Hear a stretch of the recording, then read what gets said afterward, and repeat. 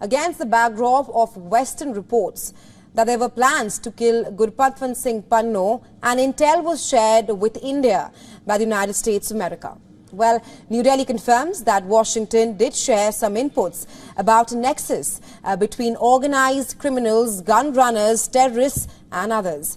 अगर आपको इसने ये आपको जिसे कहते हैं ना गुरपतवंत सिंह पन्नू, गुरपतवंत सिंह पन्नू जो है उनके बारे में ये था कि इंडिया की डीप स्टेट ने एक किसी ऐसे शख्स को हायर किया है, एक हिटमैन को हायर किया है टू असैसिनेट पन्नू, और उसका नाम था निखिल गुप्ता।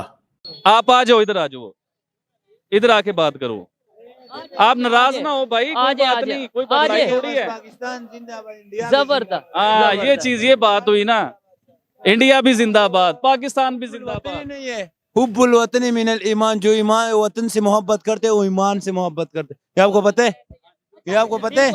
पता नहीं है ना? नहीं, ये आपने पता बिल्कुल होना ठीक है। चाहिए। मेरी बात नहीं, नाराज दिल को दुख होता है मुझ में, तुम्हें दुख होता है, करो ना, वो हिंदू है, वो जाल हक व हकल बातिल इन्नल बातिल काना ज़हूका। बात सुने ना, इधर तो आए, ऐसे नहीं। ठीक है जी। निखिल गुप्ता जो है वो, इसको अगर आपको याद हो, इसको I think if I am not wrong, तो इसको पराग से एक्सट्राडाइट करवाया गया था। ठीक है जी, इसकी एक्सट्रेडिशन हुई थी, और इसमें जिसमें ये मेरी इतलात है, जो मेरे पास खबर है, इंफॉर्मेशन है, जिसकी मैं अमूमन खबरें नहीं देता होता, लेकिन I just got it and I wanted कि इस पे थोड़ा सा मैं कमेंट करूं। अब हिंदू क्या ऐसा लफ्ज है? हिंदू चाइना नहीं है, गैर मुस्लिम। हिंदू क्या है? हिंदू क्या है कि हिंदू को हम कहते हैं कि हिंदू पता नहीं दुश्मन है हमारा। आप इसका जवाब देंगे, चाइना भी तो नॉन मुस्लिम है, तो उसके साथ वो जो भाई गुस्सा करके गया ना, वो हिंदू नाम से नहीं करके, वो मोदी से करके गया। तो मोदी गया, उससे क्या क्या आई? तो कश्मीर का मसला नहीं पता आपको? कश्मीर में मोदी क्या क्या करवा रहा है? दुनिया फजर की अजान पे पाबंदी मोदी ने लगाई थी ना, बताएं। इंडिया में फजर की अजान पे पाबंदी मोदी ने इधर नहीं, उधर होती है। हेलो दोस्तों, जैसा कि आपने हाईलाइट में देखा, खालिस्तानी आतंकी गुरप्रीत सिंह पन्नू को संगठन सिख फॉर जस्टिस पर प्रतिबंध जारी रहेगा। इसमें जांच के सामना प्रतिबंध बढ़ाने के संबंध केंद्र सरकार के फैसले के यूपी की वीडियो में मोहर लगा दी। केंद्र सरकार के अधिसूचना जारी है। 5 साल में गैर कानूनी संगठन घोषित किए। पिछले साल 8 जुलाई को जारी अधिसूचना की टेबल में उचित ठहराया। दिल्ली हाईकोर्ट जस्टिस अनूप कुमार ने अगुवाई गैर कानूनी गतिविधियों का में शुक्रवार को माना है। तो दोस्तों चलिए देखते हैं कि पाक मीडिया इस पर क्या रिएक्शन देता है, उनका क्या कहना है इस वीडियो के बारे में। मैं खबरें देता नहीं, मैं एनालिसिस करता हूँ ज़्यादातर, लेकिन मुझे ये कहीं से पता चला तो मैंने कहा चले लेट्स डू इट। अब हुआ ये है कि ये जो पन्नू है, इसके कत्ल में ये शख्स इन्वॉल्व था। अमेरिकी जस्टिस डिपार्टमेंट ने इसके ऊपर पूरी एक स्टोरी की, सारा कुछ किया, और उसके बाद इंडियंस जो हैं वो बड़े अलर्ट हो गए, क्योंकि कनाडा के अंदर भी एक इस तरह की स्टोरी जो थी वो निकली।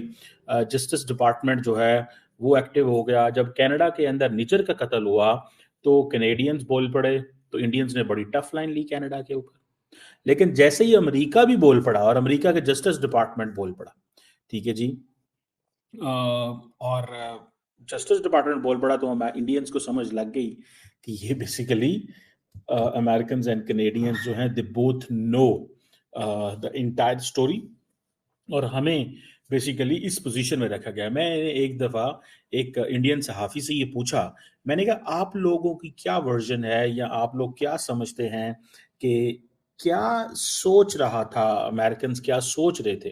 तो वो कह रहे थे कि हमें नहीं था अंदाज़ा कि Americans and Canadians they are working in connection and they were closely monitoring and they knew कि ये जो कुछ है इसका दोनों को पता था। हमें ये था कि सिर्फ कैनेडियंस को ही पता है। लेकिन बाद में जब अमेरिकन्स बोले, देखिए अमेरिका का जब जस्टिस डिपार्टमेंट बोल पड़े, अमेरिका का जब स्टेट डिपार्टमेंट बोल पड़े, और ये चीज़ें हों तो कोई मजाक तो नहीं है।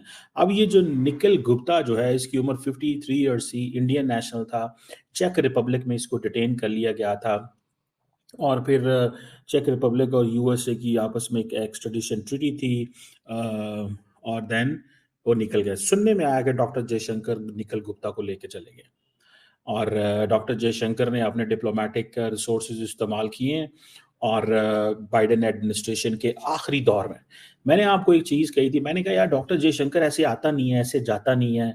उन्होंने एक मुलाकात की स्टेट डिपार्टमेंट से, स्टेट डिपार्टमेंट ने कोई पिक्चर जारी नहीं की। आपको पता है, there was no picture which was released. ठीक है जी, स्टेट डिपार्टमेंट ने किसी किस्म की कोई पिक्चर जारी नहीं की जयशंकर की एंड उसकी secretary of state Antony Blinken की। जब पिक्चर जारी नहीं हुई और जयशंकर ने सिर्फ अकेले ट्वीट किया, तो मैं इसको 2-3 दिन देखता रहा। मैंने कहा ये क्या हो रहा है। देन मुझे समझ ना आई कि ये हो नहीं सकता कि अमेरिकन अमूमन इसके ऊपर कमेंट ना करें। बहरहाल उन्होंने कमेंट नहीं किया जो जब तक लास्ट टाइम मैं देख रहा था। फिर क्या हुआ कि उनकी नए एनएसए से भी मुलाकात हुई।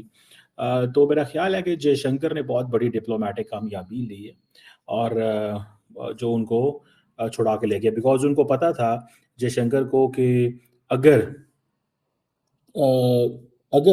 ये मसला ट्रंप एडमिनिस्ट्रेशन के सामने आ जाता है, ये मसला ट्रंप एडमिनिस्ट्रेशन के सामने आ जाता है, तो फिर एक नए सिरे से सारा कुछ करना पड़ेगा। जो मुझे समझ आती है, what I understand and what I realise.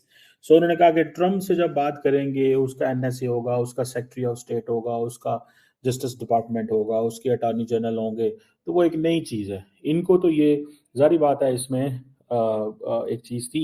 सो बहरहाल if this is the story जो मुझे पहुंची है, जो मेरी अंडरस्टैंडिंग है या जो मेरी ऑब्जर्वेशन है, तो ये स्टोरी बड़ी सीधी सी है और क्लियर सी है कि जयशंकर ने बेसिकली कामयाबी ली है। और कामयाबी ली है कि भाई एक वो बंदा जिसको जो that was involved, it means कि अमेरिकन ने अब चीज़ों को डाउन प्ले कर रहे हैं। अमेरिकन चीज़ों को डाउन प्ले कर रहे हैं। वो ये समझते हैं कि कोई ज़रूरी नहीं है इस मसले को इतना लंबा चौड़ा उछालना। ठीक है, अगर हमने इस मसले को उछाला तो ये it could be a problem.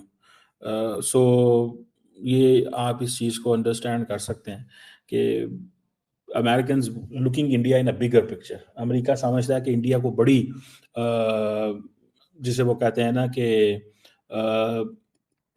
ये एक चीज़ जो है, ये एक जिसे कहते हैं ना कि वो अगर अमेरिका और इंडिया इस चीज़ में कन्फाइन हो गए और इन इश्यूज पे डिस्कस करते रहे, तो Indians might have said this कि भाई अगर ये आप इन चीज़ों पे डिस्कस करते रहे तो बेसिकली इसके ऊपर स्पेस जो है और लोग इसके ऊपर बहुत कमेंट करेंगे और असल में हमें नुकसान हो सकता है।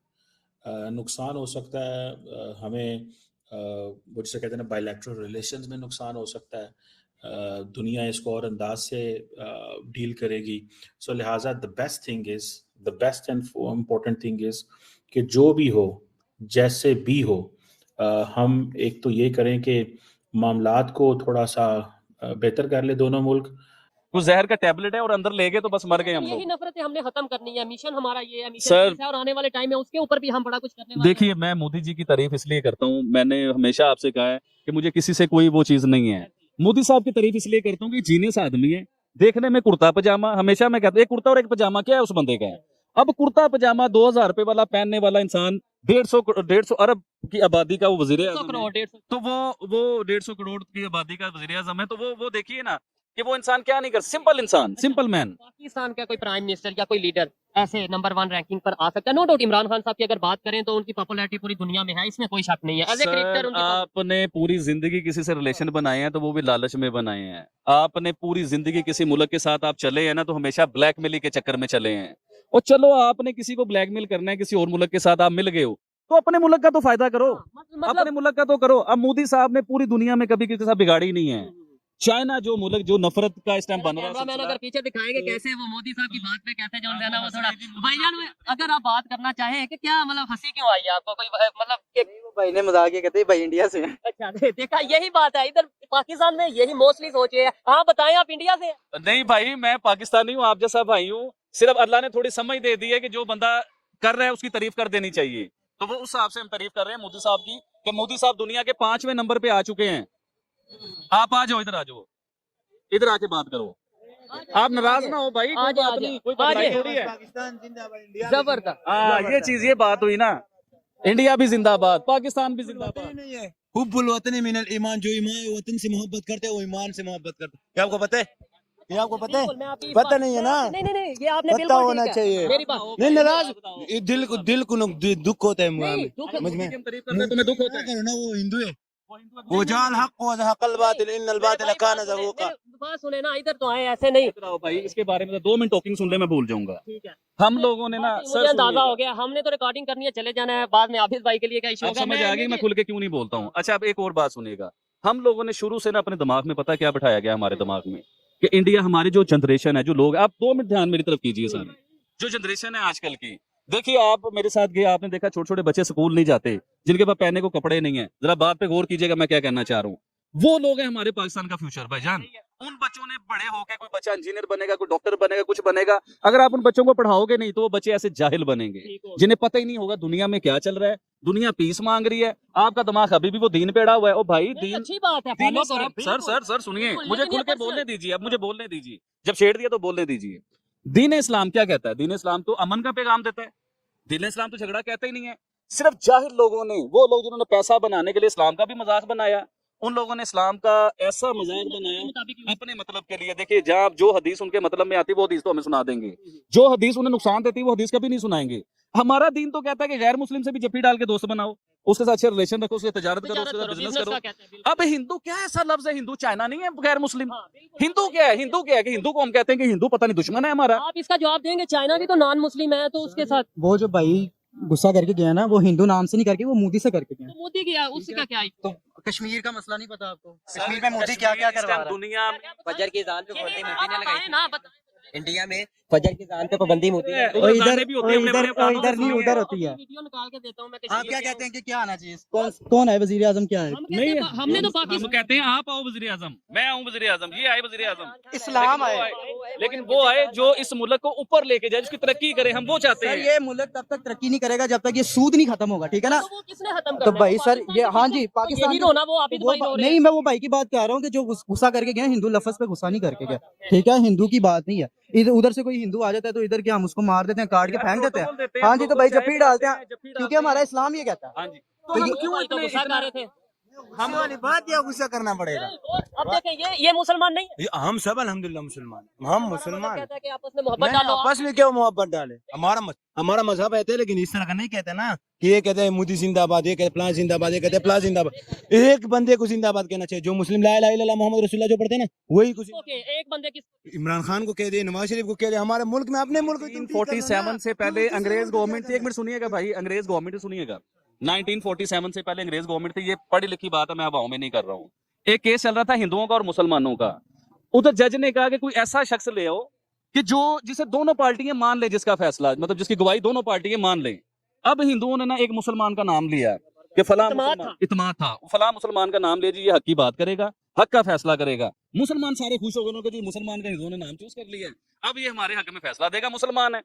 अब वो जब अदालत लगी, अदालत में जब फैसला हुआ तो उस मुसलमान ने सच का फैसला दिया, सच की बात बताई उसने कहा जी ये मुसलमान गलत हैं, ये हिंदू ठीक है फला जगह उस वाकिये पे। उसने कहा जी मुसलमान गलत है इस वाकिये पे, हिंदू ठीक है और वो जगह हिंदुओं की ही है।